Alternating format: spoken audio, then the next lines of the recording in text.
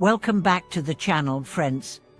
It's a blessing to have you here with us again. Today we are diving into a subject that resonates with countless practitioners around the world. It's a question often whispered quietly in moments of doubt and frustration. Why do my Buddhist rituals, my chanting, my offerings, my participation in ceremonies seem to have no effect? Why, after so many acts of devotion, do I still feel stuck, lost, or disconnected? Where is the sense of peace I was seeking? Where is the transformation I was promised?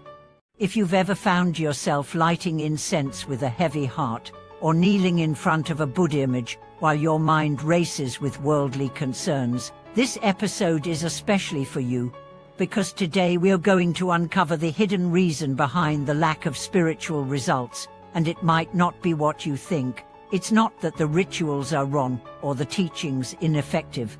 It's that we may have missed the essential point of what makes any practice truly work. Let's begin with a truth that may be hard to swallow. Performing a ritual doesn't guarantee spiritual transformation. Reciting a mantra doesn't automatically bring results. Chanting a sutra isn't inherently liberating. These practices are tools, powerful tools, but only when used with the right mind, the right heart, and the right understanding. Too often, rituals become empty motions. We go through the external acts, but our minds remain unchanged. Our intentions are scattered, our hearts are not in it. We may attend a temple ceremony, offer flowers and fruits, bow respectfully, but leave with the same anger, anxiety, and confusion we carried in. And then we wonder, why didn't anything change? The answer lies not in the ritual itself, but in the inner quality of our practice. The real power of any Buddhist ritual is not in the incense or the chants or the robes, it is in the sincerity of the practitioner. Without sincerity, 1,000 prostrations are meaningless. Without awareness, hours of chanting are just nullies. There's a story from a Zen master who once told a disciple, "You can chant the Heart Sutra for 10 years and never touch its meaning, or you can hear a single verse with full awareness and be changed forever." That's the difference between form and essence, between doing and being, between reciting the Dharma and embodying the Dharma. What then is the essence of practice? It's transformation. Not outward change, but inner revolution. It's the reduction of greed, the softening of anger, the weakening of pride, the awakening of compassion, the deepening of wisdom. If your rituals aren't bringing about these qualities, then it's time to look deeper, because the Dharma is not about performance, it's about liberation. Let's reflect for a moment. Why do people turn to rituals in the first place? Often, it's because they're suffering. A parent is sick, a marriage is failing, a business is collapsing. Life feels overwhelming, and in desperation, they reach for a ritual as if it were a magic formula. They think, if I do this right, my problems will disappear. But the Buddha never promised escape. He promised insight. He promised clarity. He promised freedom not from life's hardships, but from our confusion about them.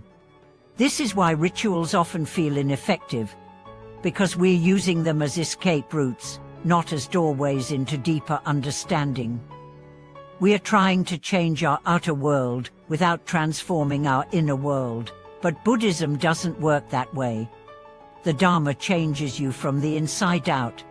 Let me share a powerful example. A man once approached a master and said, "I've performed the Great Compassion Repentance ceremony every month for 5 years, but my temper has only gotten worse." The master replied, "Then for 5 years, you've been apologizing without repenting." That hit him like a thunderbolt. He realized he had been repeating the words of repentance, but never truly looking at his own mind, never confronting his own attachments, never surrendering his pride. And so nothing changed. This brings us to the core of effective practice: presence, intention, and reflection. If you light incense, do it with a clear heart, If you chant a sutra, understand its meaning. If you participate in a ceremony, let it be a mirror for your own life. Every bow, every mantra, every offering should be infused with mindfulness. Not distracted, or rushed, what done for show. But what about those who say, I don't know the meanings, I'm not educated in Buddhist texts. I just follow what the temple tells me. That's okay. You don't need a PhD to touch the heart of Dharma. What you need is honesty. When you light incense, say to yourself, I offer this with my deepest sincerity, not to bargain for blessings, but to express my reverence and awaken my mind. That one intention can turn a simple gesture into a sacred act. And what about results? What should we expect from practice?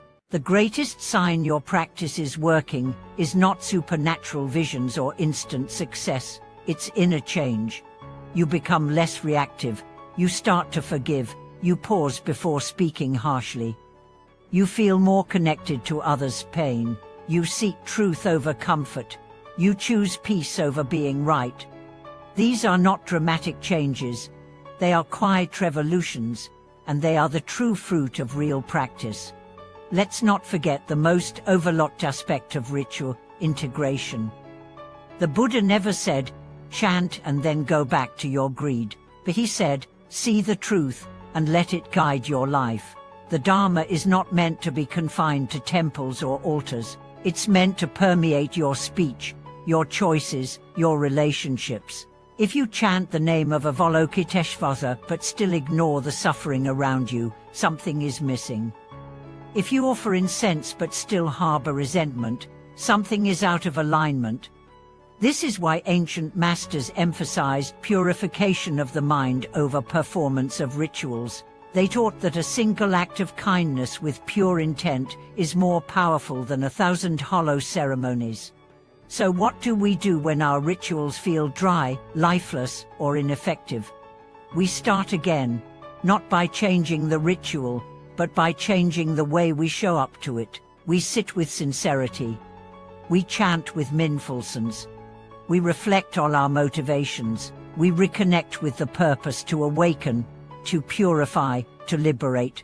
And slowly, the rituals begin to glow again. They become alive. They become bridges between our ordinary mind and our awakened heart. Dear friends, the Dharma is always here. Not in the bells or the robes, but in your breath, in your awareness, in your willingness to return to what matters. Every ritual is a chance to remember that. Thank you for watching this video. If this message helped rekindle your practice, please share your experience in the comments. Let us know how you stay connected to the heart of Dharma in your daily rituals. Don't forget to like, subscribe, and join us again next time for more insights on the path of awakening.